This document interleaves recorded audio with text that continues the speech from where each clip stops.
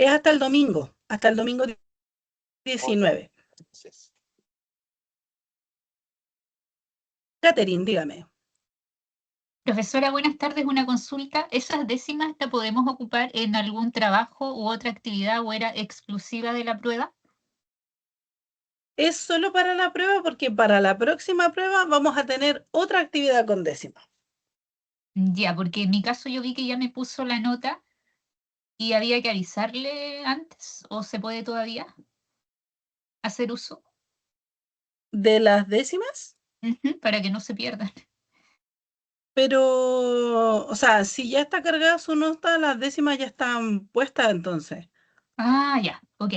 Gracias, profesora. Todo Sí, claro. ahí van a ver la diferencia entre la nota que les sale en iCampus y la nota que les salga en el sistema. Ahí van a ver la diferencia. Alex. Sí, profesora, buenas tardes. En el iCampus sale una nota, pero ¿cuál es el otro sistema? ¿Cuál vale, digamos? Por intranet, ahí en intranet les debería salir la nota oficial. ¿O la oficial? Ok, Sí, ya, gracias. sí, porque como las décimas es algo aparte, una actividad aparte que hicimos nosotros, la sumo yo finalmente cuando ingreso las notas al sistema.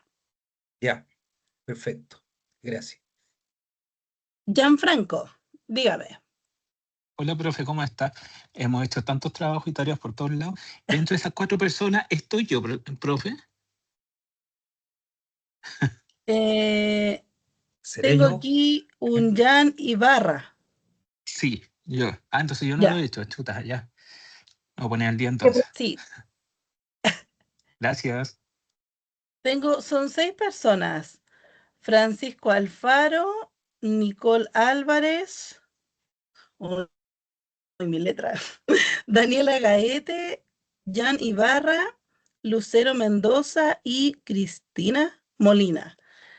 Esas personas tengo que hicieron el momento evaluativo, pero no tenían la actividad. Entonces, voy a esperar a que la hagan de aquí al domingo y ahí les cargo la nota. Por si quieren hacerla, ¿no? Ya, en tu... Sí, profe, obvio. Mañana la cargo.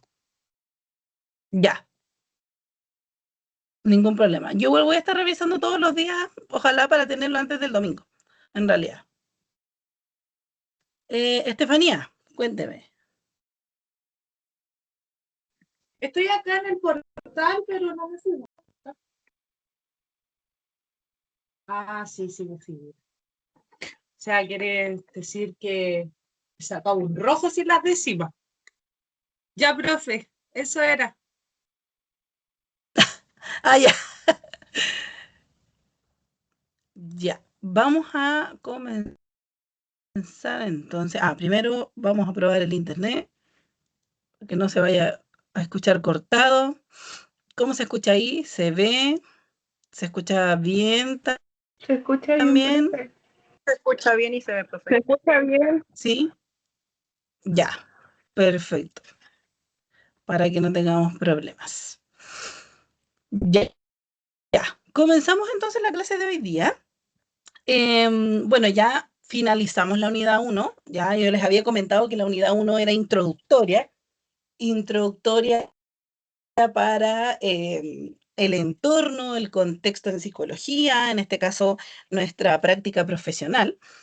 Y ahora con la unidad 2 y 3 ya nos metemos derechamente en todo lo psicopatológico. O sea, de ahora en adelante vamos a comenzar a ver sintomatología patológica, trastornos en salud mental. Y vamos a comenzar haciéndonos un contexto sobre la psicopatología de los elementos del vivencial. Para que podamos organizar nuestra mente o entender la mente en realidad, existe un enfoque que se llama el método fenomenológico, el cual es un enfoque que ayuda a comprender las distintas experiencias que todas las personas viven, pero entendida desde la propia descripción que realiza la persona de esa vivencia. O sea, la idea es que aquí no hayan juicios de valor, que no hayan prejuicios, que no hayan sesgos, sino que toma la experiencia de la persona tal cual la vivenció y la entiende desde ese punto de vista.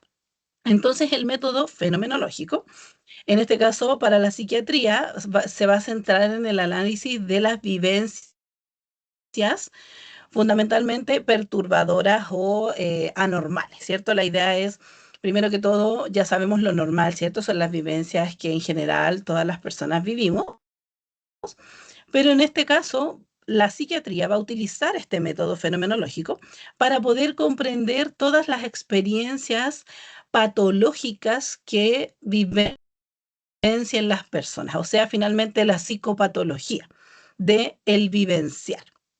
Entonces es ahí donde nace este grupo de síntomas que vamos a ir viendo durante el resto del semestre, que siguiendo la idea de Schneider, quien fue quien clasificó y organizó estas vivencias, tenemos aquí un orden, ¿cierto? Vamos a entender primero que todo los elementos del vivenciar como elementos básicos que constituyen el aparato psíquico. O sea, los elementos del vivenciar son estos componentes que van formando o estructurando mi mente. Y así yo pueda relacionarme con el mundo exterior y con mi mundo interior también. Entonces, gracias a estos elementos del vivenciar, nosotros podemos relacionarnos con la realidad externa, nosotros podemos vivenciar, experimentar la distinta gama de reacciones que nos generan una gran diversidad de estímulos que vamos teniendo todos los días, ¿cierto? Desde que nos levantamos, prendemos una luz, conversamos con alguien, tenemos que hacer algún trabajo, tengo que hacer cosas en la casa, etc. Entonces, ¿cuáles son los elementos del vivenciar? Primero tenemos sensación, percepción y representación. Vamos a ver que estos tres están aquí en un solo grupo porque cada uno se entrelaza con el otro. De hecho, es un proceso en donde comenzamos con la sensación, continuamos con la percepción y finalmente la representación. Entonces, todo esto en realidad podríamos interpretarlo como un solo fenómeno. Luego tenemos también el pensamiento, la afectividad y la psicomotricidad o conación. Por ende, como estos son los elementos del vivenciar básicos, nosotros vamos a aprender sobre la psicopatología de estos elementos del vivenciar. Obviamente vamos a hacerlo igual como cuando vimos salud mental. Primero vamos a ver siempre una introducción sobre qué sería lo normal, cuál es lo básico, en este caso, de cada uno de estos elementos, y luego veríamos lo patológico, ¿cierto? Porque tenemos que saber qué es lo normal para entender qué es lo anormal. Entonces, la clase de hoy día se va a tratar sobre la sensación, percepción y representación. Así como también la próxima clase, ya que vamos a ir viendo, como les decía, primero lo normal y luego vamos a ir viendo la psicopatología de cada uno de estos elementos. Partimos entonces con la sensación. Este fenómeno es el fenómeno más básico, es el primer fenómeno que ocurre cuando un estímulo se presenta frente a nosotros y nos entrega información sensorial, y esa información sensorial tiene que transmitirse a alguna parte, ¿cierto? Porque ocurre la situación, surge el estímulo, me entrega esa información y esta información, cuando llega a mí, ¿cierto? A mis ojos, mis oídos, mi lengua, mis manos, comienza a viajar a través de un órgano sensorial para finalmente llegar al cerebro, que en este caso sería nuestro centro integrador de información. Entonces, los órganos sensoriales a través de los cuales podemos recibir esta información son los sentidos, ¿cierto? Ya un sabor, un olor, una luz, una imagen, algo táctil, ¿cierto? Entonces, la sensación es esa primera situación que ocurre, en donde un estímulo específico nos entrega información sensorial específica.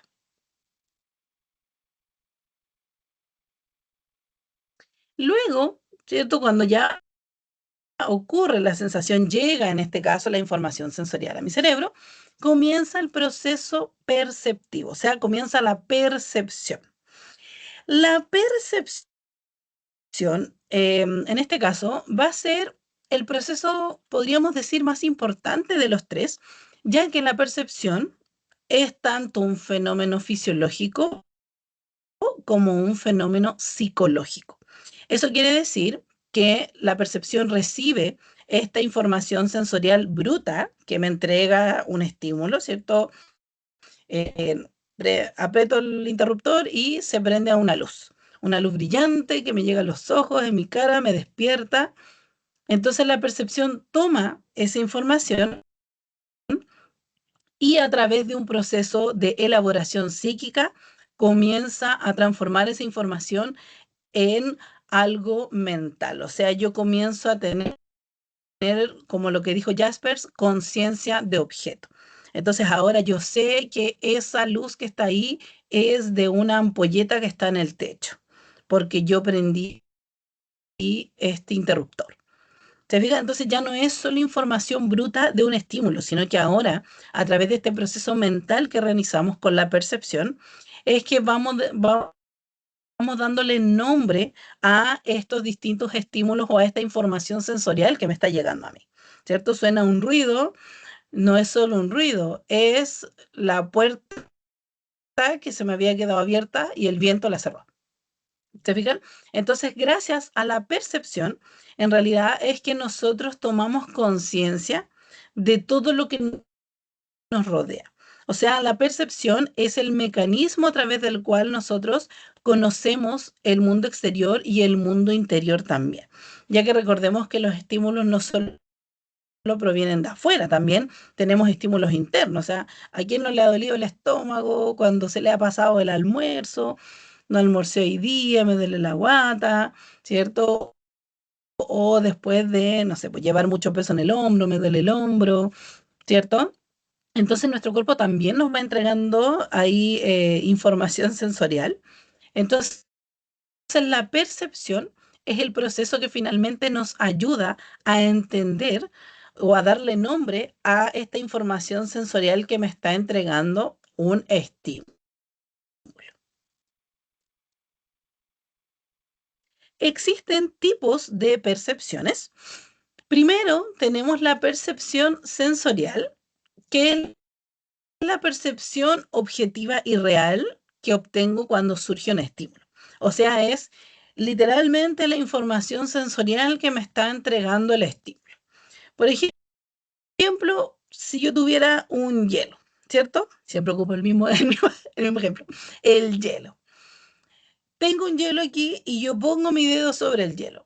Claramente estoy empezando a sentir frío y si me quedo harto rato voy a empezar a sentir dolor porque el hielo me va a comenzar a quemar también.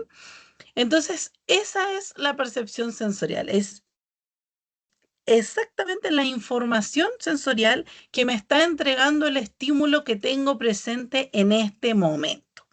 Entonces, es una percepción objetiva y real, ya que está ahí mismo entregándomela el estímulo. Existe también la percepción consecutiva o postpercepción sensorial, la cual se asocia a información perceptiva residual de la presencia de algún estímulo. O sea, el estímulo, en este caso, si seguimos el ejemplo del hielo, el hielo ya no está, ya boté el hielo, pero mi dedo todavía siente el frío que dejó el hielo.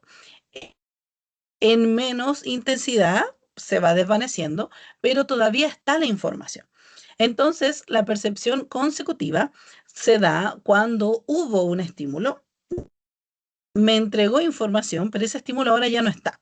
Sin embargo, yo sigo percibiendo pequeñas partes o trozos de lo que se había percibido realmente en una primera instancia.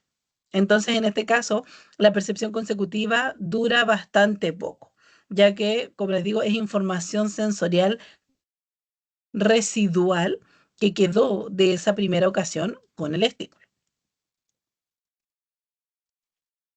Nicole. Profesora, quería hacer una consulta. Eso es como lo más cercano al estrés postraumático, que siguen percibiendo como si hubieran vivido ese estímulo de estrés. En realidad no, porque en este caso estamos hablando de procesos que son normales. O sea, son procesos que habitualmente nosotros vivenciamos día a día. En cambio, el estrés postraumático es un trauma. Entonces, en realidad, más que solo recordar o tener información residual, es un trauma que se queda en mi mente y se estanca en mi mente y vuelve a reaparecer constantemente. Son procesos distintos. Ah, ya, ok, gracias, profesor. Súper.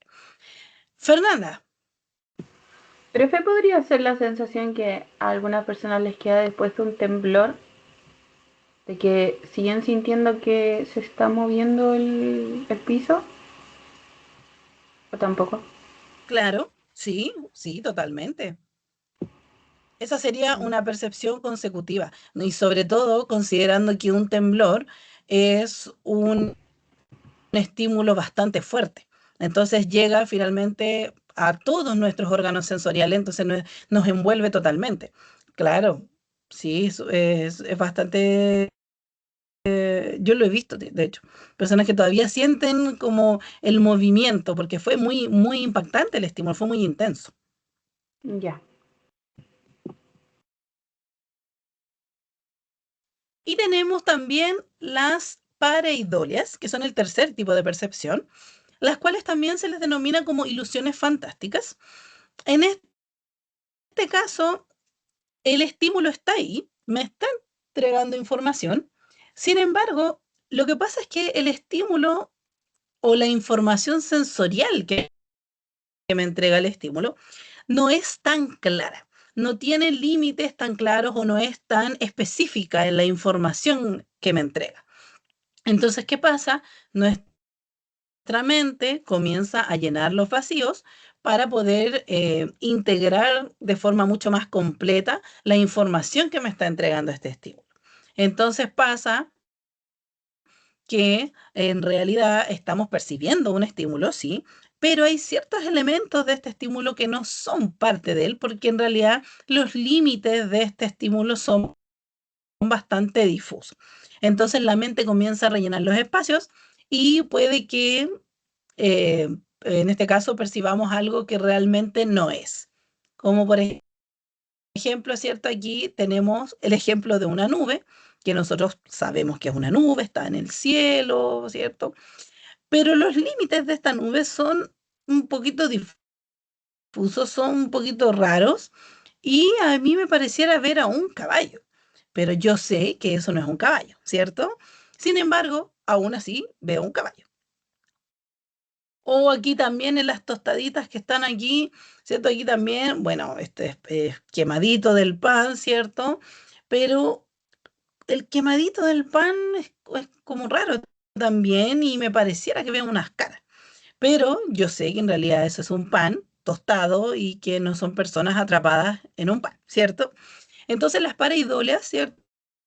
Por eso son ilusiones fantásticas finalmente, porque en realidad estoy recibiendo información sensorial real de un estímulo.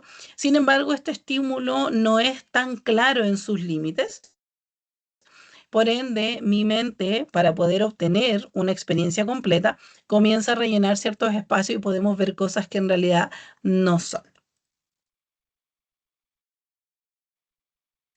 Y por último tenemos la representación, o sea, ya pasamos por la sensación, está el estímulo, me entregó información, la información llegó a mi cerebro, comienza el proceso perceptivo, comienzo a darme cuenta de qué es este objeto, qué es este estímulo, esta información que me está llegando, es una luz, es un olor del almuerzo, es un ruido de la calle, ¿cierto?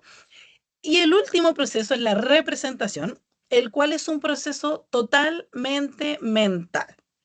La representación son las informaciones que quedan guardadas en mi mente sobre lo que yo percibí. Y al ser la representación un proceso totalmente mental, la información que yo percibí la primera vez disminuye en cuanto a nitidez y vivacidad, ya que obviamente no tengo en realidad la información sensorial fresca, porque esto puede haber sido algo que yo percibí hace días atrás o hace unos minutos atrás. Entonces mi mente lo representó y de hecho la representación, al ser justamente un proceso 100% mental, es que involucra también cierto grado de voluntad, ya que implica mi opinión sobre esta percepción que yo tuve, mis deseos, mis anhelos, mis gustos, mis disgustos, mis preferencias sobre estos estímulos que yo estoy percibiendo. Entonces, claro, la sensación me dice, hay algo muy potente que está llegando a los ojos y que no me permite ver. La percepción dice, bueno, esto es en realidad la luz de la ampolleta que yo acabo de prender. Y la representación me dice, bueno, pero es la ampolleta de mi pieza, que es una luz cálida, o sea, perdón, es una luz fría y yo la elegí más encima, ¿por qué? Debería haberle puesto una cálida para que no sea tan potente en la mañana, ¿cierto? Y esta es la de mi pieza, pero mejor me voy a la de la cocina, que esa sí es cálida, entonces va a estar más tranquilita, ¿cierto? Entonces, como se dan cuenta, la representación es el proceso en donde guardamos la información que percibimos en algún momento y le entregamos un significado, un valor agregado basado en mis emociones, mis pensamientos, mis opiniones. Por ende, en la representación hay voluntad.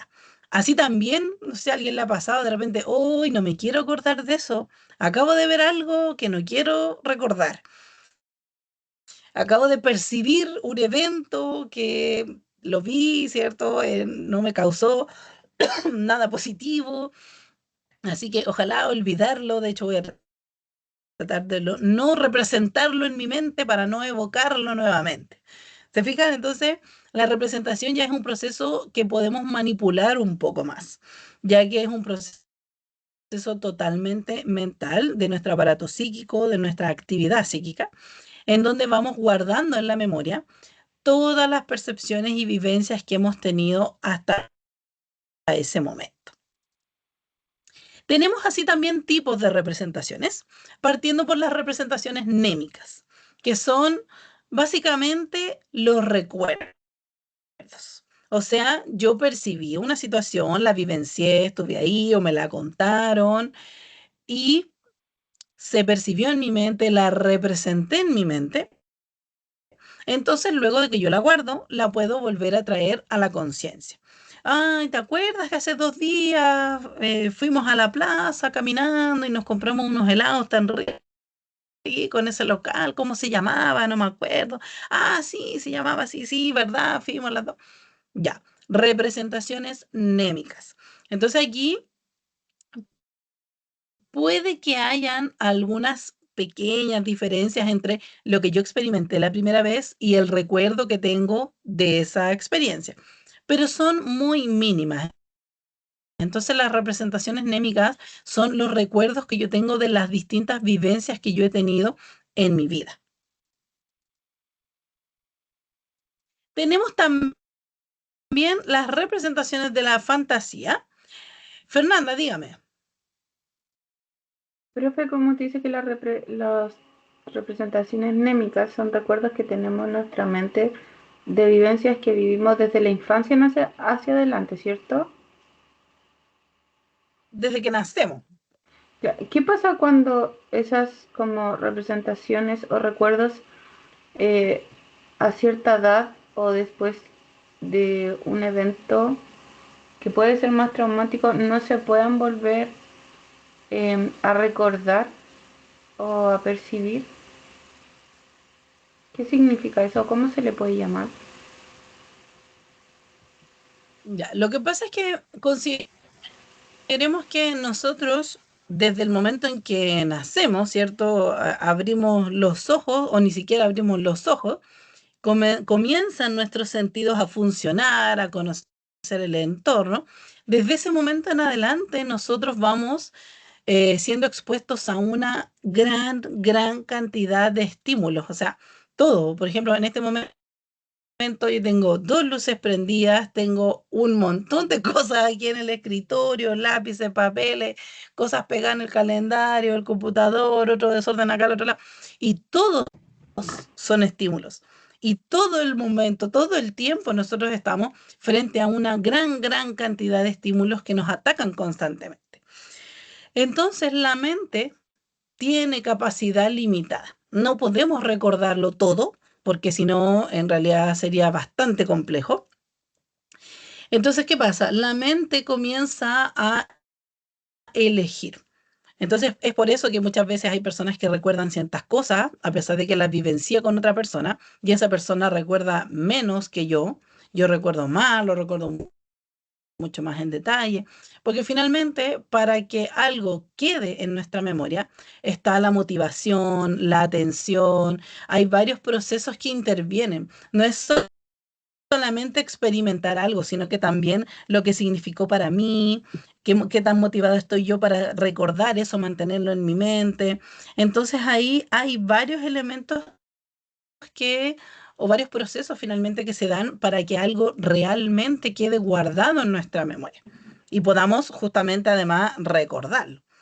Y en específico los traumas, bueno, obviamente un trauma es algo doloroso.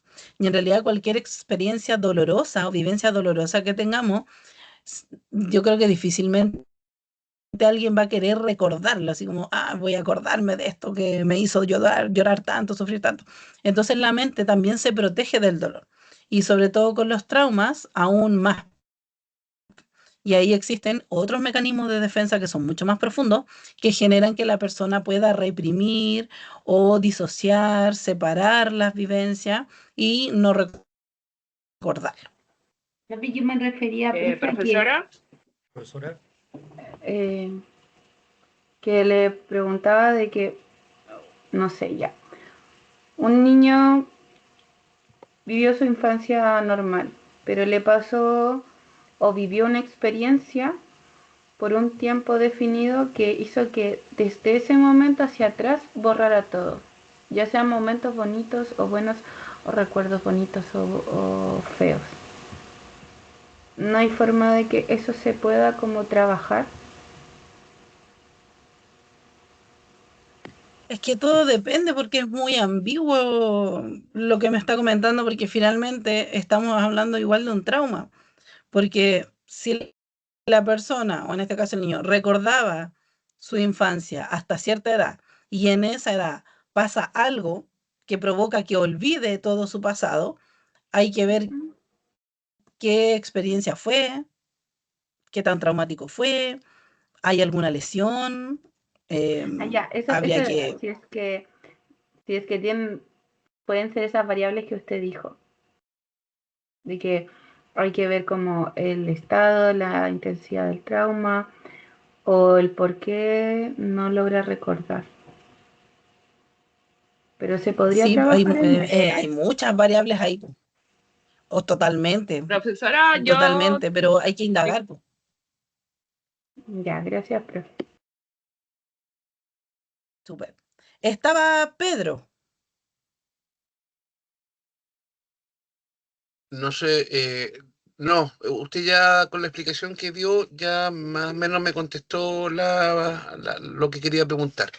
Me cuesta Ah, ya. entender, sí me cuesta entender un poco la diferencia, leyendo lo que aparecía en la diapositiva, en lo que tiene acá puesto, es si la fantasía es un tipo de percepción o es ya una parte de la memoria. O sea, ¿la podríamos identificar más como un elemento dependiente de la memoria o más como dependiente de la percepción? Eso, gracias. O sea, lo que nosotros percibimos es lo que luego vamos representando en nuestra mente y queda guardado finalmente. Entonces, si yo no percibo nada, no voy a representar nada y no voy a guardar nada. No sé si a alguien Lo también en compre- algún momento le ha pasado, por ejemplo, que uno está ahí y dice, ¡ay, mira, pasó tal persona! ¿No lo viste? ¡Ay, no! No lo vi, ¿en serio? Sí, en serio, mira, pasó al lado tuyo, ¿no lo viste? No, no lo percibí. Entonces, si yo no percibo el estímulo, nunca lo voy a representar en mi mente y menos va a quedar guardado. Profesora, ¿Quién dijo, profesora? ¿Alex? no, Álvaro por acá, profesora. Ah, ya. Esperé que estaba Alex primero. Oh, ya. Gracias, profesora. Entonces, Recuerden levantar la manito, por favor, para... lo que No, usted es que yo estoy comenta, desde el teléfono, profesora. Ah, ya. Pero lo pongo aquí en la lista. Ya, dígame, Alex. entonces la mente es selectiva, por lo que usted dice. Sí, Totalmente. totalmente selectiva. Y eso para un psicólogo es más complicado porque va a tener que escudriñar, meterse en un laberinto a veces que el paciente no quiere borrarlo. Eh, Me refiero a situaciones complejas o tristes que ha pasado.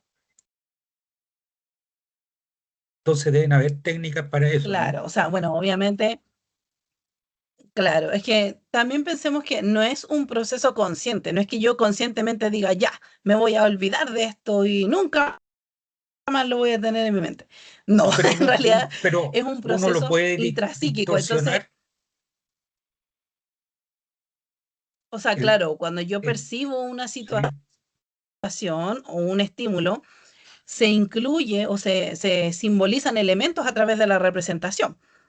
Si ya, esto me gustó, no me gustó, si me pareció bien, no me pareció mal, eh, no sé, lo asocio con otra persona o lo asocio con otra situación que había vivido antes. Ese es el valor agregado que le entrega la representación. perfecto. Pero en realidad, qué se olvida y qué no es un proceso totalmente Individual. intrapsíquico y no podemos elegir. Bien, ya, gracias. Álvaro, Estaba pensando, profesora, porque se supone que el cerebro es una computadora para que guarda información, porque a mí siempre me suele suceder el siguiente fenómeno, que hay, por ejemplo, colores en el espacio que me hacen recordar automáticamente ese mismo fenómeno, digamos, de un tiempo pasado, de una vida pasada, en el sentido de un par de años atrás, 15, 20 años atrás, el color de un árbol, el aroma de una flor, que de hecho el año pasado, un momento, un tiempo, más bien dicho, unos 3 meses, que estuve pasando por un periodo como que sentí esa sensación de tristeza, porque como que todos los días en lo que yo hago, veía hasta el color de la luz solar que da al atardecer, me traía recuerdos de hace como 25 años atrás, más o menos. Eso es porque el cerebro hace un efecto de cuando uno abre una caja fuerte y, y logra todo, logra conectar el código completo y como que se engancha. lo que pasa es que los colores, bueno, en este caso asociado a los recuerdos, estarían ligados. O sea, eso significa que en las distintas experiencias que usted ha tenido, los colores han sido un estímulo importante. Entonces, en este caso, sería normal que al percibir un color similar al de esa situación, vuelva a evocar en la memoria esa situación pasada. Entonces, tal vez en el caso suyo, al momento de representar situaciones o experiencias de su vida, los colores aparentemente serían un elemento importante y estarían ligados a su memoria emocional. porque ahí estaría evocando nuevamente también las emociones que vivenció en ese momento. Muchas gracias, profesora. Súper. Quedamos en las representaciones de la fantasía, que son otro tipo de representaciones que también están asociadas como las representaciones némicas, o sea que están basadas en una experiencia que yo viví, en algo que yo percibí.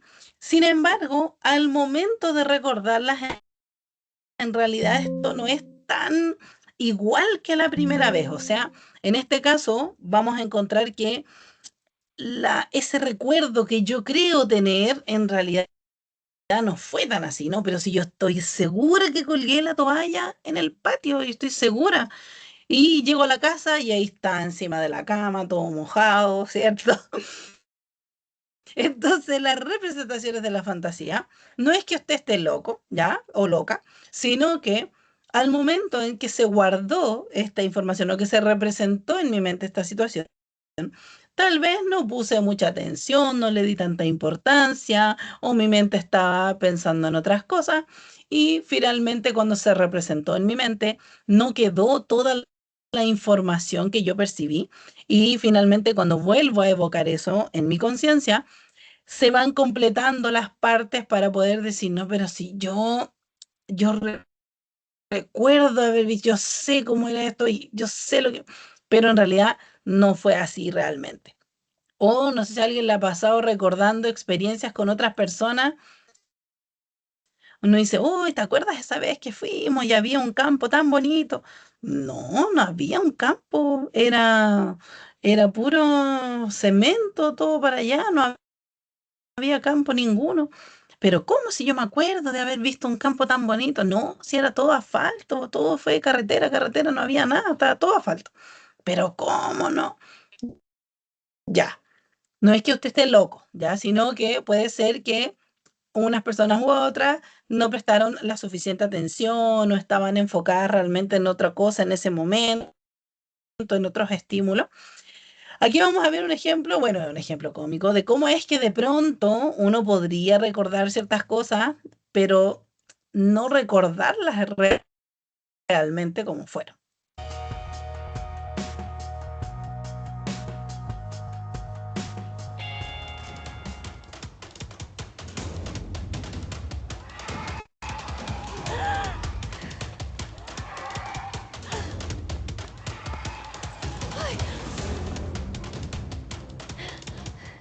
Mono del demonio, ¿qué haces acá? Volá de acá, cruzá la General Paz y no vuelvas, vamos. Fuera, fuera, mono loco. Ay, no lo puedo creer. Yo tampoco. Me salvaste la vida. Sos mi héroe. ¿En serio?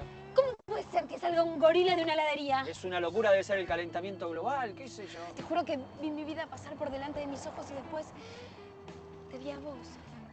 Ay. ¿Cómo te llamas? Oscar. Tenés que venir conmigo, Oscar. ¿A dónde? A Río de Janeiro. ¿Ah? Tengo que hacer un tratamiento. ¿De? Soy ninfómana.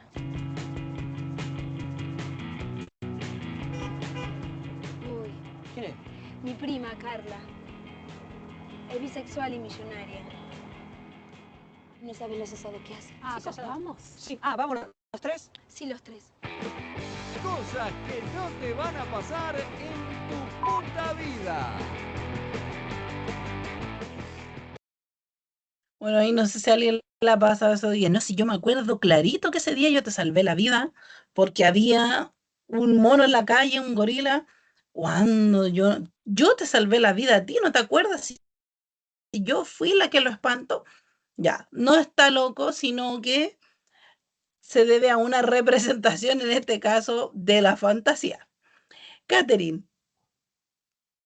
Profesora, ¿y también puede ser eso que llaman falsas memorias? ¿Podría ser algo así o no? Claro, claro, algo similar, sí.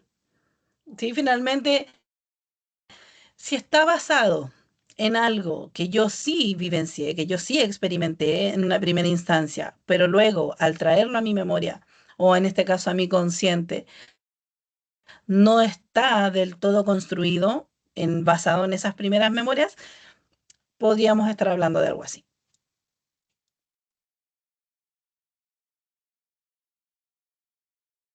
Y finalmente tenemos la representación eidética, que este tipo de representación en realidad depende un poco más de la capacidad de cada persona, de la capacidad que tenga cada persona, de poder proyectar elementos que surgen en mi espacio objetivo interno. O sea, en este caso, o sea, mi espacio subjetivo, perdón, interno, en donde yo dentro de mi mente genero una imagen, en este caso, una representación mental y la proyecto hacia el espacio objetivo externo. O sea, elementos que están dentro de mi mente, que yo represento en mi mente, las puedo proyectar hacia afuera y puedo interactuar con esas representaciones. Pero obviamente en este caso estamos hablando de que como es una representación, yo tengo el control y tengo total conciencia de que esto es algo que yo estoy imaginando, que yo estoy creando en mi mente. Francisca. Francisca levanta la mano, ¿no?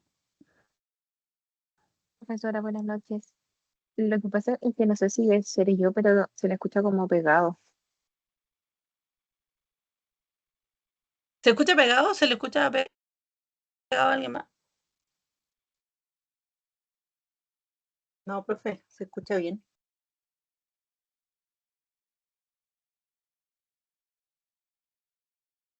Ah, ya, entonces parece que Francisca está teniendo Yo, problemas con el internet. disculpen, yo igual escucho que de repente como que se le corta un poquitito. Yo también escucho medio pegado. Ah, ya. Igual. Entonces tenemos algunas fallas de internet, parece. ¿Y ahora todavía se escucha así medio pegado?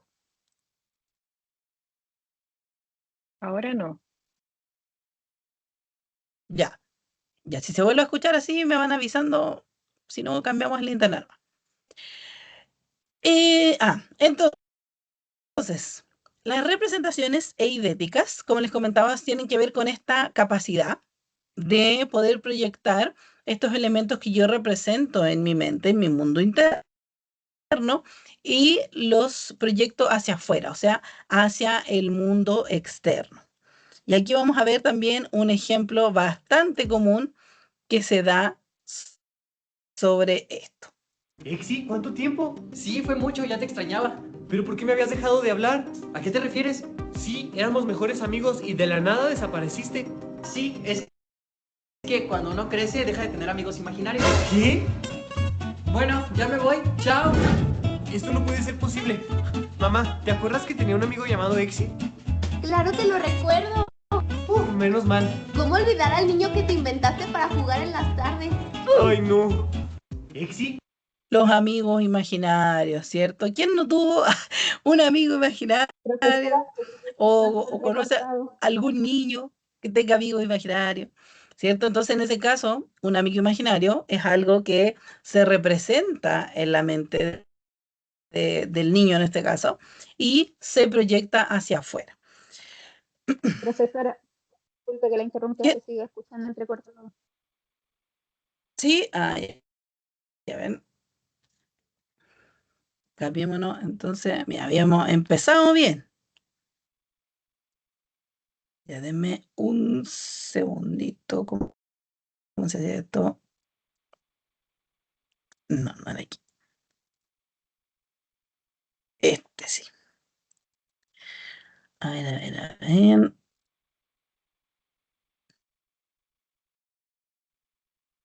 Aquí.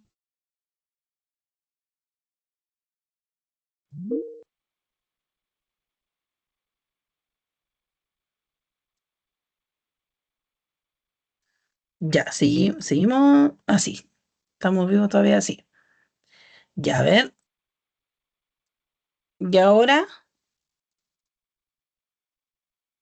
¿Mejor o peor Escucha bien, igual? profe. Ya, Ya. a veces los videos tienen más recursos, por eso se pone en esa diapositiva más lento, compañera. Ah, sí, pero no debería pasar. Se supone que el internet, pago internet bueno para eso.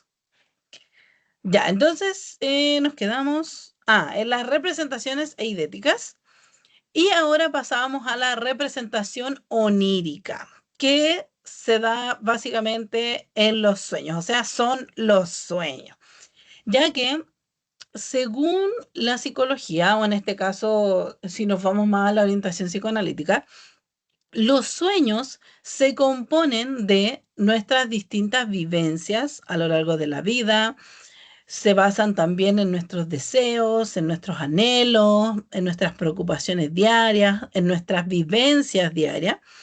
Entonces, toda esa mezcla de todos esos elementos que nosotros ya hemos percibido y representado en nuestra mente, se conjugan en el soñar.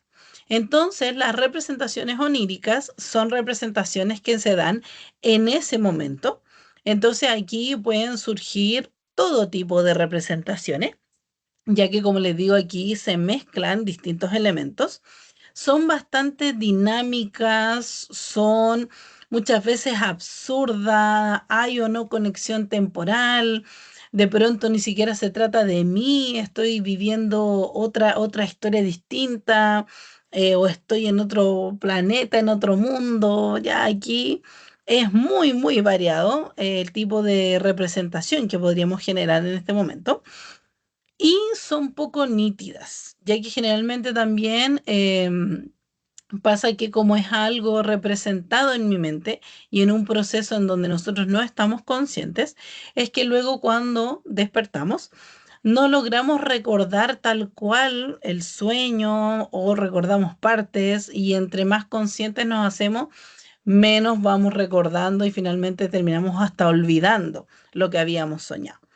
Entonces, las representaciones oníricas también, ¿cierto? Son este proceso que se da en mi mente, pero durante el periodo del soñar.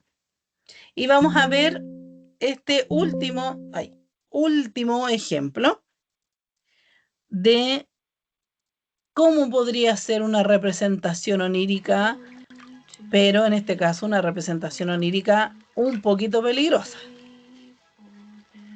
Vamos a ver si alguien identifica la referencia de este ejemplo.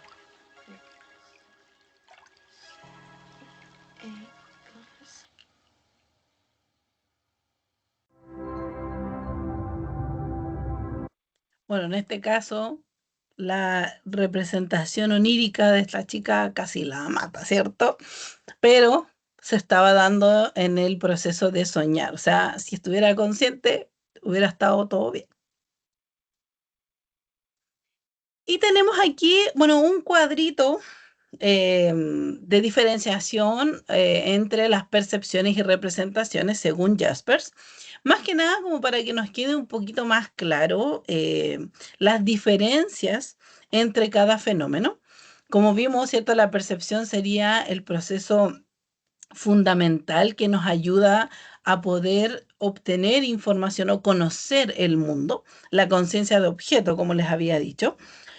Entonces las percepciones son mucho más corpóreas, aparecen en el espacio objetivo externo, ya que recordemos que estamos recibiendo específicamente información sensorial de un estímulo, y al mismo tiempo estamos haciendo un proceso mental de reconocer, o en este caso, conocer el objeto el cual me está entregando esta información, ponerle nombre a la información sensorial.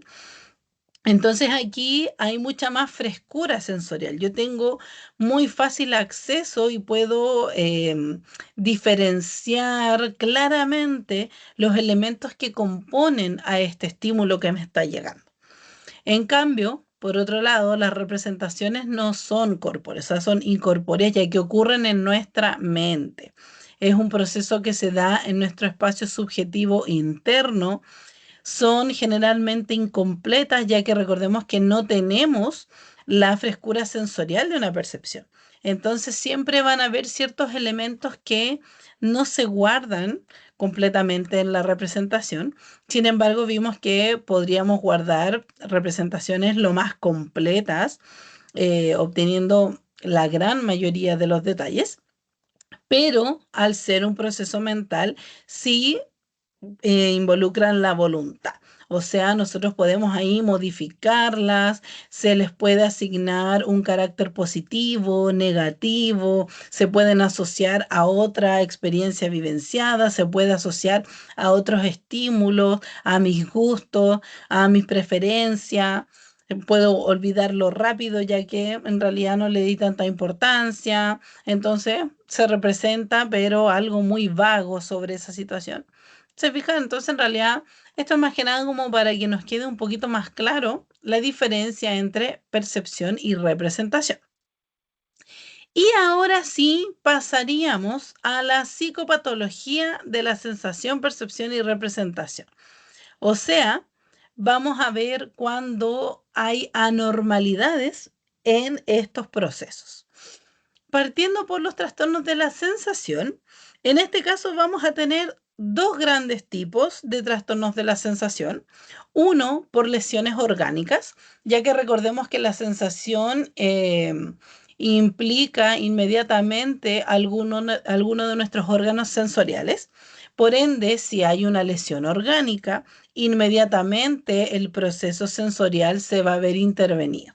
Y aquí, dependiendo de cuál es la zona que se vio afectada, podemos tener estos trastornos que probablemente ya los conocen, ¿cierto? La ceguera, ¿cierto? Si se ven afectados mis ojos, anacusia, pérdida total de los sonidos, hipoacusia, en donde la persona escucha sonidos pero muy leve, anosmia, pérdida del olfato, ageusia, pérdida del sentido del gusto, hipoestesia, en donde hay una disminución en la intensidad de las sensaciones, o sea que la persona logra recibir información sensorial, pero esta llega en muy poca cantidad. O el contrario, la hiperestesia, en donde la persona recibe esta información sensorial, pero de forma exagerada. Y tenemos las parestesias también, que son estas sensaciones, pero sin un estímulo previo, como por ejemplo el hormigueo, y que se da bastante como consecuencia de algunas enfermedades médicas. Y por otro lado, tenemos los trastornos de la sensación que no involucran un daño. Pueden deberse a algún traumatismo o algún trauma, pero en este caso no va a haber una alteración biológica o daño neurológico fisiológico que involucre o que en este caso que genere que la persona no pueda recibir la información sensorial adecuadamente. Y esas son las agnosias, o sea, trastornos de la sensación en donde la persona es incapaz de reconocer la sensación presente. Recibe la información del estímulo, pero no logra diferenciar de qué se trata esta información sensorial. Tenemos varios tipos de agnosia, partiendo por la agnosia óptica, en donde no se reconoce el material visual, y hay tipos de agnosia óptica también. Primero, la agnosia espacial, de espacio, de lugar, ¿ya? Ahí inmediatamente asociando el concepto espacial del lugar, el espacio en donde yo me encuentro, en donde la persona no reconoce el entorno espacial. O sea, yo puedo observar una foto de una habitación y para la persona no va a haber una discriminación entre esta es la habitación de mi casa, esta es la habitación de mi hermano, esta es la habitación de mi mamá. O sea que la persona no logra identificar la diferencia entre una organización espacial de algún lugar o un otro. O personas que, por ejemplo, no recuerdan el trayecto hacia un lugar, no sé, estos árboles, esta configuración de árboles, de casa, de estas rejas, ¿ya? Entonces la persona no logra reconocer un entorno espacial. Tenemos la agnosia de objetos y personas, o sea que la persona no reconoce objetos y personas que ya ha visto en otro momento, ya había, en este caso, vivenciado situaciones con ese objeto, con esas personas, con esos animales. Sin embargo, no logra reconocer, a pesar de que pueda observar las características, no logra identificar qué persona, qué objeto es. Tenemos también la agnosia de colores, o sea, la persona no reconoce el sentido semántico de los colores, por ende no los va a poder organizar, por ejemplo, en una paleta de colores, de tonalidades, no va a entender el significado de las luces. Por ejemplo, la luz roja significa pare, la luz verde significa siga, ¿se fija? Y tenemos también la agnosia gráfica y de números, o sea, la persona no logra reconocer el material escrito, ya sean letras o números. Por ende, la persona no va a poder leer o no va a poder tampoco realizar alguna acción matemática basada en lo que va a observar en esos números. Tenemos también otros tipos de agnosia, ya que recordemos que esto es siempre basado en los órganos sensoriales. Entonces, agnosia acústica, no se reconoce el significado de los sonidos, de las melodías, de las palabras que yo escucho. Somatognosia, en este caso está asociada al reconocimiento del propio cuerpo, o sea, la persona es incapaz de reconocer el propio cuerpo. O sea, yo podría sacar una foto, ¿cierto? Y la persona dentro de una foto con distintos cuerpos no va a poder reconocer cuál es el suyo. Así también está la autognosia, pero está asociada a no reconocer partes del propio cuerpo. La agnosia derecha-izquierda, o sea que la persona no entiende o no reconoce la lateralidad. Tenemos también la anosognosia, en donde la persona no reconoce o no da cuenta de una falla funcional en su propio cuerpo. O sea, personas que claramente algo está fallando en mi cuerpo. Lo más visible generalmente siempre es una parálisis o tal vez una herida y la persona, a pesar de que se mire al espejo o alguien le muestre, pero mira, tienes esto, la persona lo va a observar y va a decir, no, no tengo nada, no pasa nada. Estereoagnosia, en donde hay una incapacidad para reconocer objetos mediante el tacto. No sé si alguien es capaz de meter la mano a la mochila o al bolso, a la cartera, y solamente con la mano identificar ese objeto específico que yo estoy buscando. Ya. Estereoagnosia, justamente aquí la persona no sería capaz de identificar. Y la agnosia sinestesia, que es un trastorno un poquito más distinto, en donde aquí la persona está experimentando una vivencia sensorial, o sea, hay un estímulo entregando la información. Sin embargo, algo pasa que esta información sensorial real del momento se fusiona con otra experiencia sensorial de un órgano distinto y que no está ocurriendo en el momento. O sea, no hay un estímulo que me esté entregando esa otra información sensorial. Sin embargo, se fusiona con esta experiencia que sí estoy vivenciando y que es real.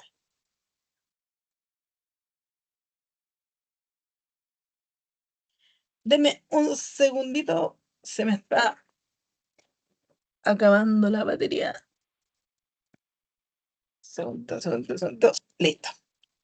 Tenemos también los trastornos de la percepción.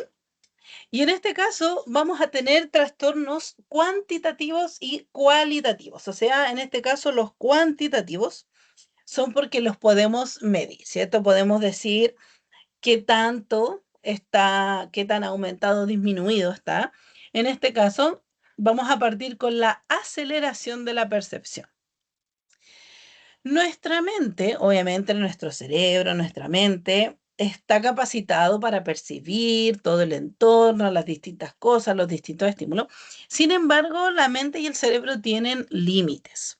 Por eso es que justamente como hablábamos delante, no podemos recordar todo a cada momento.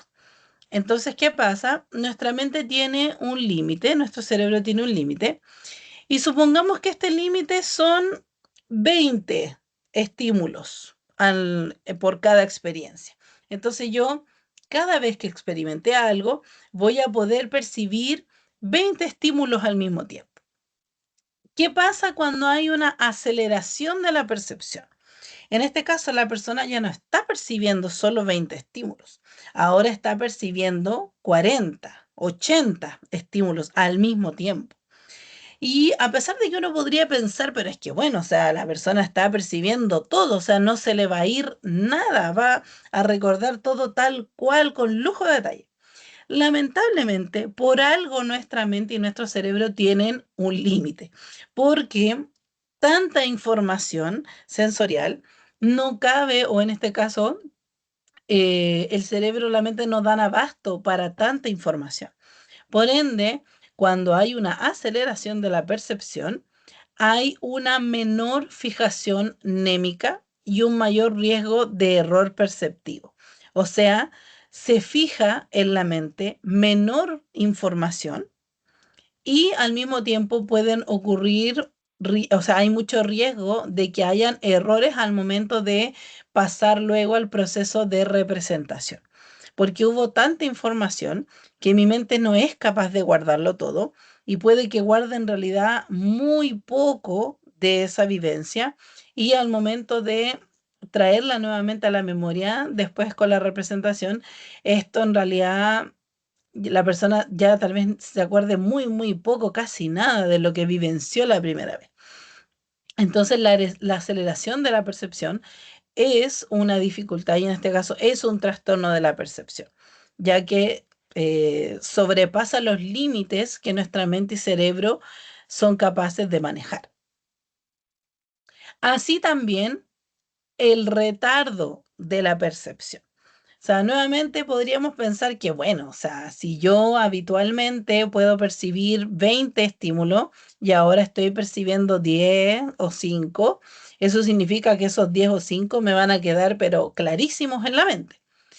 Tampoco, porque cada experiencia requiere de que guardemos una cantidad de información específica para que yo realmente conecte todos los elementos de cada vivencia que yo he tenido en la vida. Y el retardo de la percepción implica también una menor fijación némica, partiendo porque estamos percibiendo menor número de unidades de estímulos en el momento, y también hay un mayor riesgo de que haya algún error perceptivo. O sea, la persona va a tener partes de la experiencia, no va a quedar bien representada en la mente esta experiencia que vivenció con estas personas o en esa situación.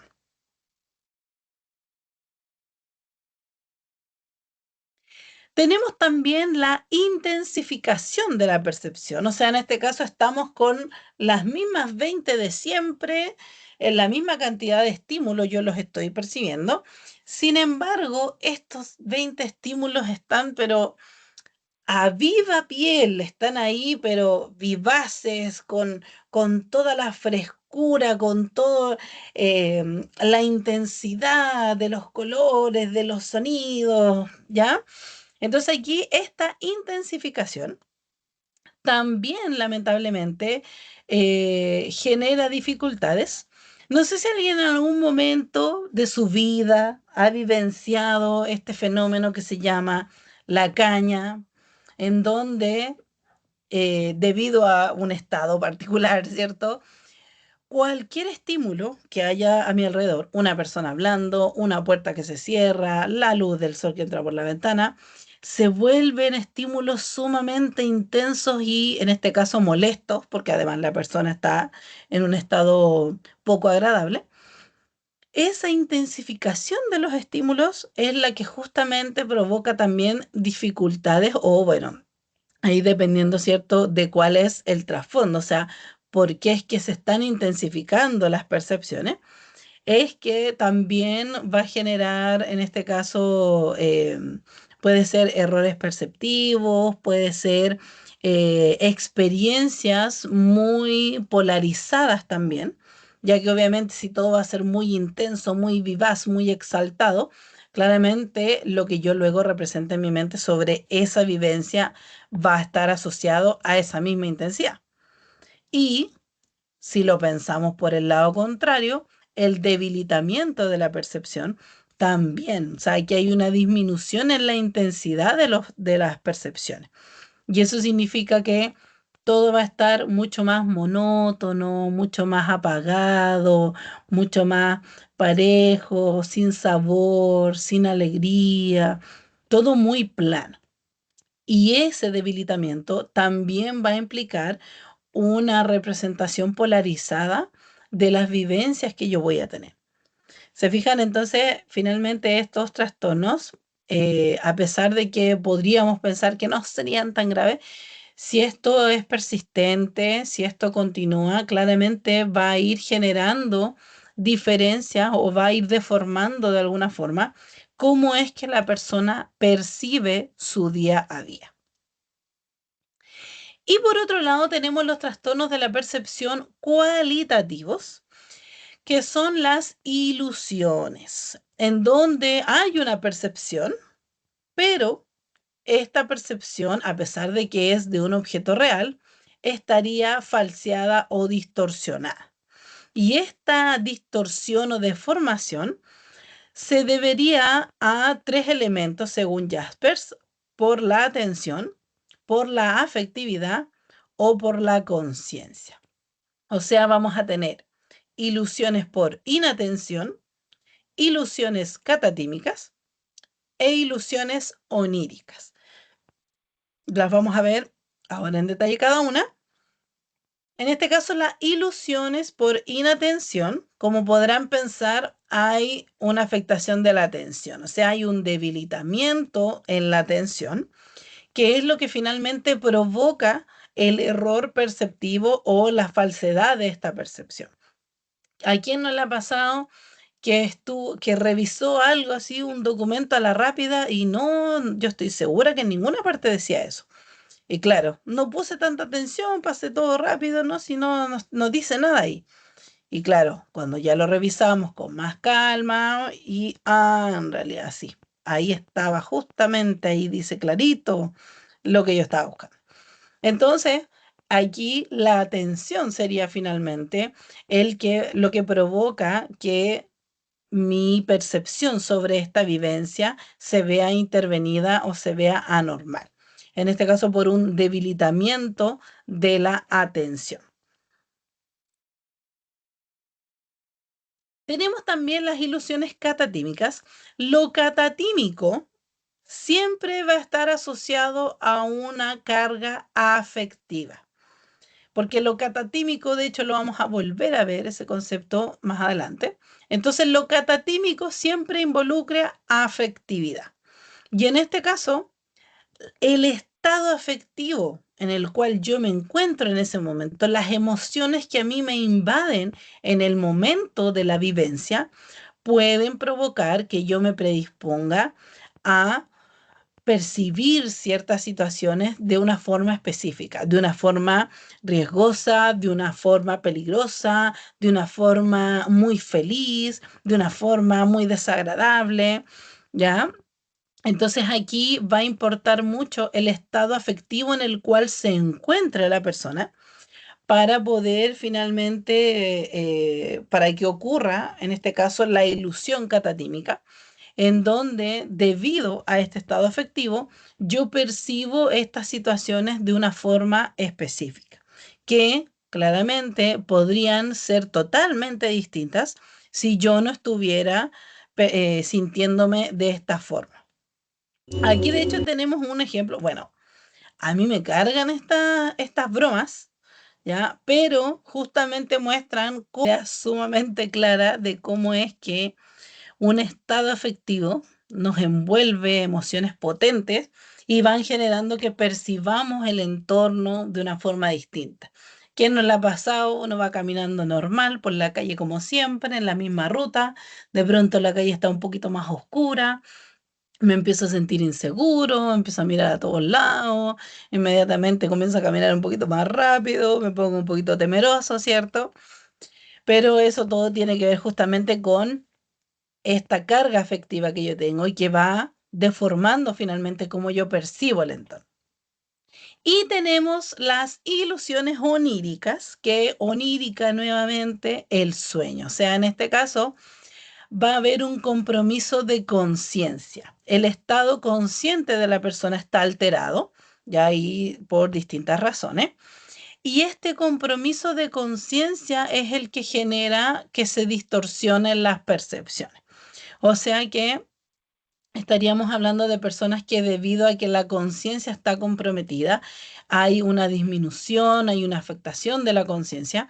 La persona no es capaz de percibir adecuadamente la situación que está experimentando, la vivencia que está experimentando, y por eso se puede generar un error o en este caso percibir algo que no está ahí o que está una situación a media. Entonces realmente luego cuando lo represento en mi mente, la información no está completa. Y aquí puede ser varias situaciones origen también, situaciones de pronto, por ejemplo, en lo que es bien común, el consumo de sustancias de pronto, que alteran la conciencia, el estado consciente. Entonces, claro, las personas perciben de forma distinta. Y aquí tenemos un ejemplo también. Bueno, el ejemplo, aquí juzgue usted si realmente tiene que ver con la conciencia o fue otra cosa. Los extraños que no tienen explicación. Número 5. El siguiente video fue grabado por una cámara dashcam mientras un hombre viajaba en una carretera en Rusia en el 2012. Se puede ver a un camión girando bruscamente al frente de un auto antes de que una persona aparece de la nada en medio de la carretera. Se piensa que el video trata de algún tipo de teletransportación, aunque hay otros que sugieren que probablemente era una persona intentando suicidarse.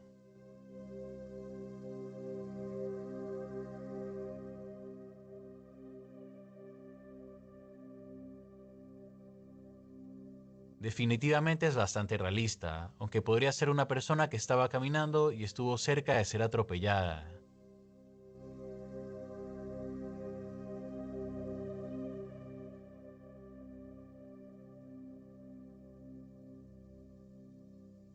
Número 4. Este video fue captado por una cámara. Bueno, ahí juzgue usted. Habrá sido el chofer, estaba muy cansado, muchas horas de viaje, se empezó a quedar dormido, no vio a la persona que iba a cruzar, menos mal alcanzó a hacer el quite y no le atropelló, o la persona que estaba ahí no estaba tal vez con su conciencia totalmente vigente y lamentablemente no se fijó que venía el camión y casi la atropellan, o puede haber sido otra cosa, no lo sé, juzgue usted.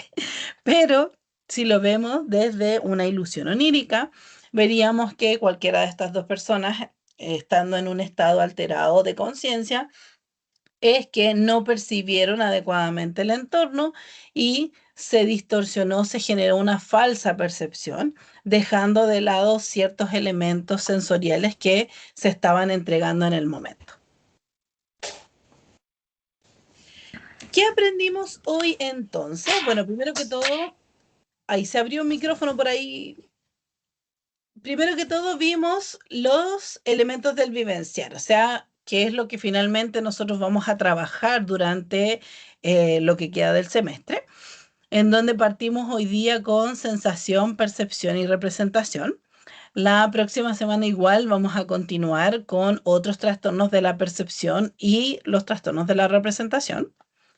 Vimos lo básico, o sea, lo estructural, lo normal dentro de los procesos de sensación, de percepción, los tipos de percepciones, vimos la representación también, los tipos de representaciones.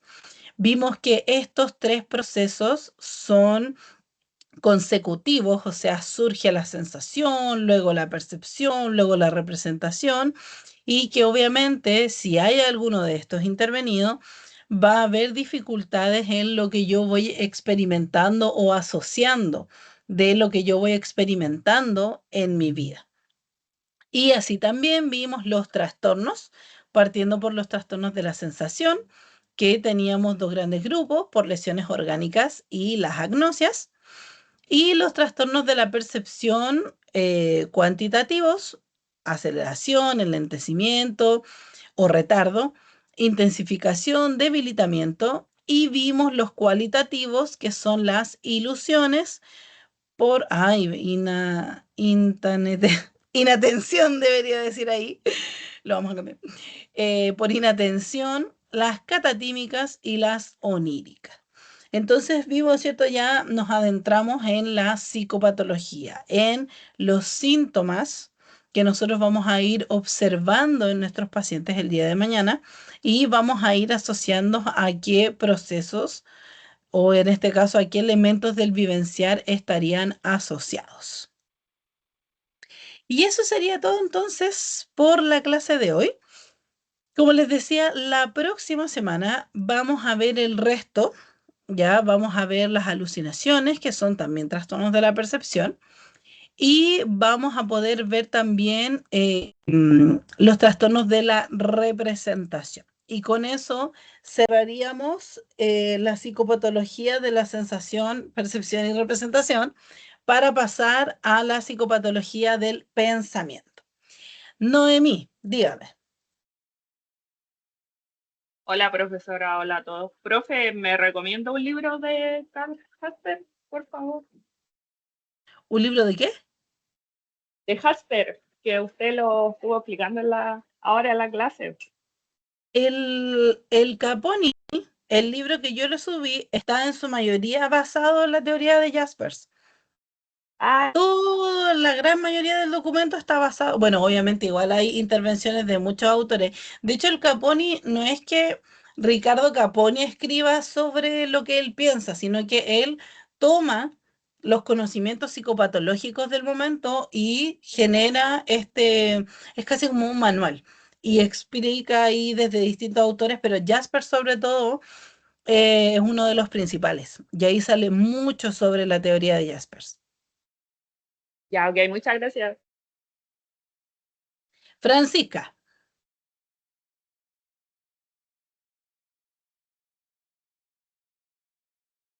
Ay, profe, yo le quería consultar sobre lo mismo igual, con respecto a los dos libros que usted subió en el eCampus, algunos capítulos relacionados a esta materia. Ahora ya nos adentramos 100% en el Caponi.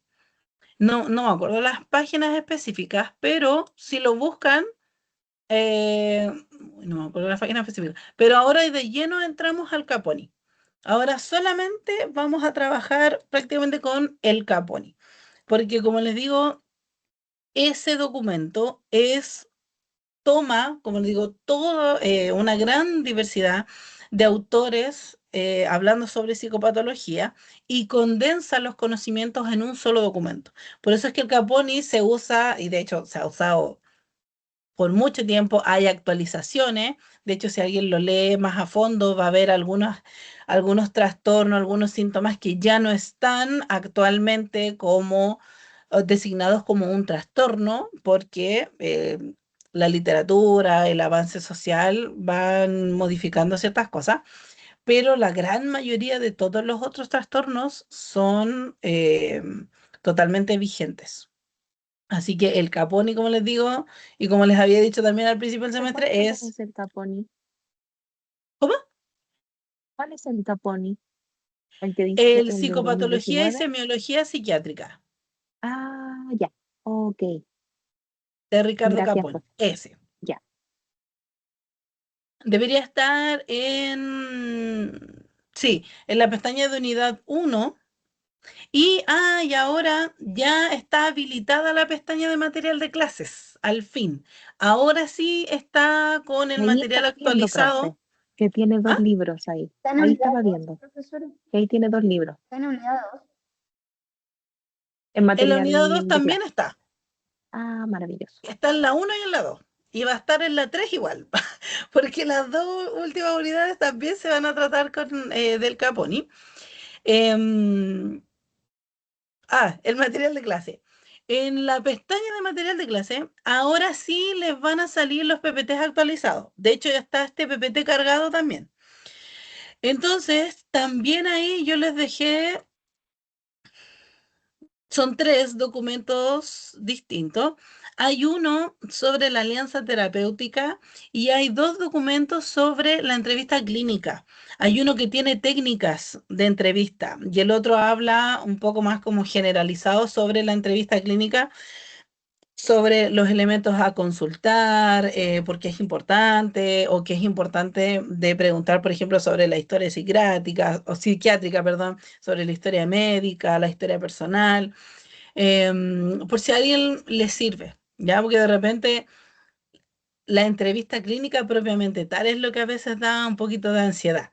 Entonces ahí les dejé esos 2 documentos, uno es bien largo y el otro es más corto. Por si alguien quiere ir revisarlo, les puede servir, ¿ya? Y como les digo, de aquí en adelante, el Psicopatología y Semiología Psiquiátrica de Ricardo Caponi. Ese va a ser nuestra Biblia de aquí en adelante, ¿ya? Para que lo revisen también. No me acuerdo de las páginas, pero si buscan ahí mismo, está todo en el mismo orden. Así tal cual lo vamos a ver ahora, en el mismo orden está. Marcia, dígame. Yo quiero hacer una consulta, pero no es con respecto a la clase, profesora, es con respecto a la prueba. Tengo una ¿Ya? duda que quería como, más que, más que se pueda corregir, que sería lo ideal si es que es así, ver la respuesta correcta porque me causa ruido y como tengo la incertidumbre, no sé con lo que me pueda, cuál es lo correcto. Esa es la prueba, la pregunta 7, que dice, ¿qué es la psicopatología? Entonces, como el ramo en sí es psicopatología, yo dije, chuta,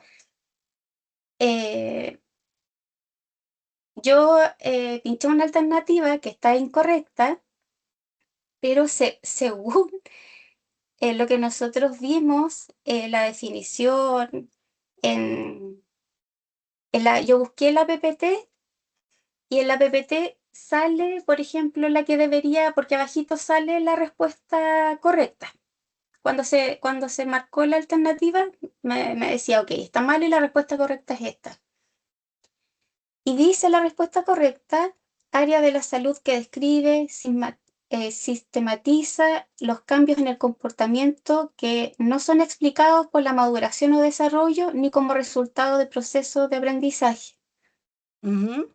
Ya, pero también en la PPT también dice que es el estudio científico de los trastornos mentales. Está en la PPT y está en un documento que son el documento de conceptos generales en psicopatología. Entonces, independiente que ya es, que pueda estar mal, está bien, igual no me fue mal en la prueba, pero no quiero quedarme con la duda de cómo la base del ramo, que si está bien o no está bien la respuesta.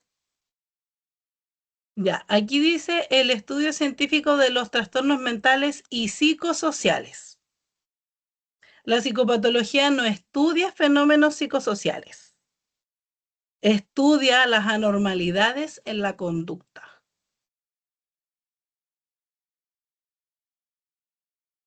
Claro, Lo que arriba nosotros dice incluimos estudio, son trastornos mentales. factores que pueden intervenir en la salud mental de las personas, pero la psicopatología en realidad se enfoca en el estudio de los trastornos mentales asociados a sintomatología anormal, a trastornos en salud mental. Y de hecho, trastorno no necesariamente implica lo que nosotros pensamos como un diagnóstico, sino que un trastorno, de hecho, todo lo que vimos hoy día son trastornos también, pero son identificados como síntomas individuales. Entonces, es el estudio científico de los trastornos mentales, no psicosociales. Ok, esa era la diferencia. Ese es como el... Exacto, porque la psicopatología no considera lo psicosocial solamente hasta que nosotros como profesional de la salud Intervenimos incluimos en lo en la revisión. psicopatológico otros factores psicosociales que pueden aportar al desarrollo de enfermedad, pero no estudia lo psicosocial, estudia lo anormal en la conducta o en este caso en el desarrollo de la persona. No, se había que leer súper bien porque En algunas está, espilla usted, porque nos puso palabras así, que de verdad a uno le hacían como dudar, o sea, dudar. Pero sí, pues tiene toda la razón, pobre que lo dice, así, tal cual, acá no está, pues. Y de Pero hecho pasa dentro porque de uno lo sabe que... que, ay, yo tengo que incluir lo psicosocial cuando yo analizo a mi Sí, paciente, pues, por eso yo dije, pero ya, el área de pero no es. estudio en realidad se enfoca en otra cosa. Yo tengo que enfocarme en la globalidad de lo que implica una persona, pero esta área de estudio en realidad se enfoca en lo anormal de la conducta. Sí, sí, ya, qué bueno, porque qué bueno que le pregunté, no le, como que me daba cosa preguntarle, pues yo dije, no, pues la idea igual no es quedarse con la duda, porque si estoy errada en la respuesta del ramo, es que es la base, pues entonces no quería quedarme todo este tiempo con esa duda. Muchas gracias. No, está bien. Y de repente, si tienen dudas igual, me las pueden escribir en cualquier momento o comentarla aquí. Eh, Prefiero que no se queden con la duda. Ya, muchas gracias. Queda clarito. Súper. Catherine, Profesora, yo tenía una duda con una de las preguntas que salían, que creo que a lo mejor igual era como un poco pillería. Había una que decía, es un trastorno mental, esquizofrenia y trastornos de la personalidad. Yo consideraba que era esquizofrenia, ¿ya? Pero decía según lo visto en clases.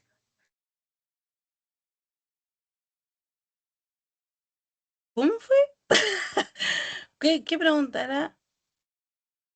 Sí, Ya, también es me que no, quedé no Acá está. recuerdo. Ahí Ya, está. ¿Cuál de las siguientes opciones es un ejemplo de trastorno mental?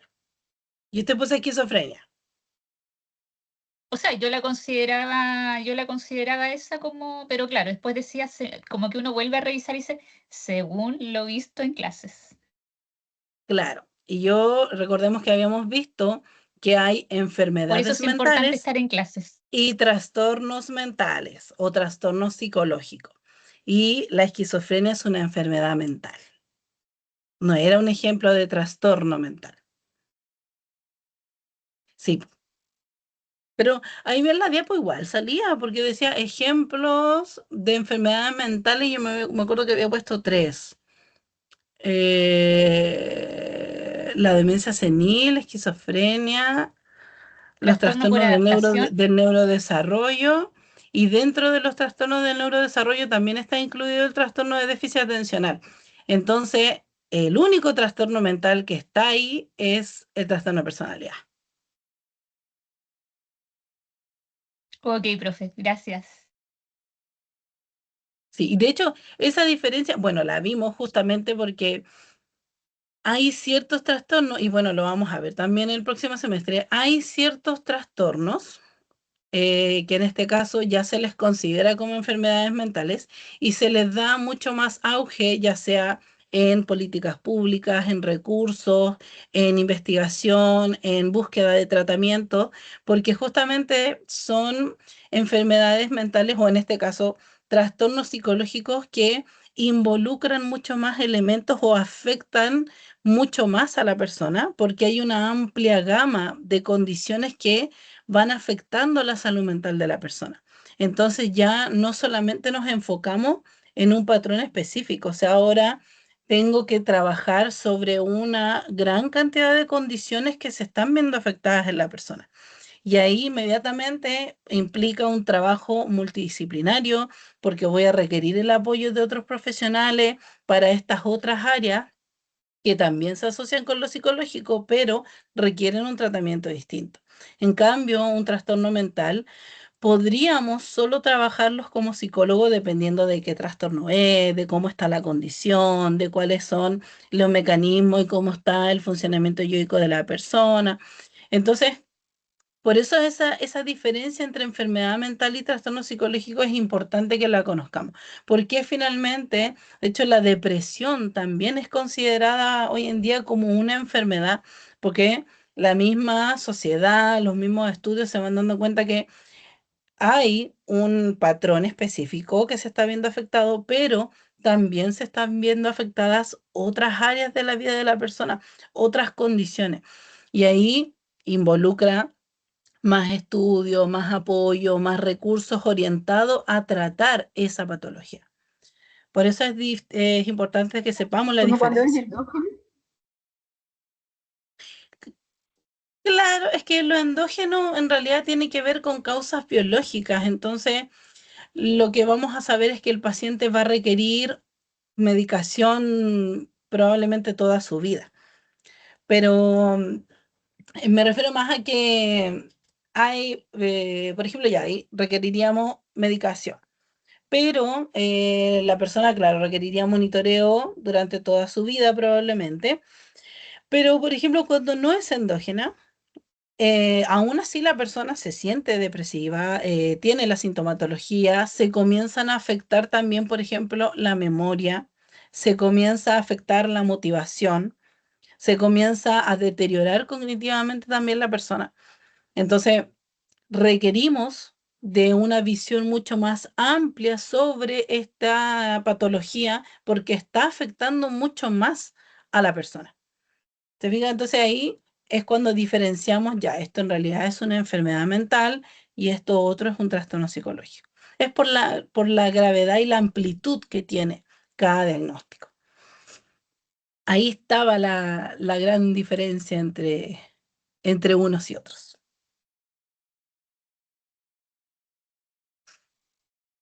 Ya, quedamos hasta acá. Entonces, las personas que aún no realizan la tarea 1, que es con décimas, o sea, la nota que usted se saque ahí representa décimas, realícela tienen hasta el domingo para poder realizarla, para que les podamos sumar esas décimas al momento evaluativo 1. ¿Ya? Para el momento evaluativo 2 vamos a tener otra actividad, así que no se preocupe, igual vamos a tener ahí unas décimas preparadas, ¿ya? Eso, que estén muy bien entonces y ya nos vemos la próxima semana. Muchas gracias. Gracias, profesora. Buenas noches. Gracias, Gracias, profe. buenas noches.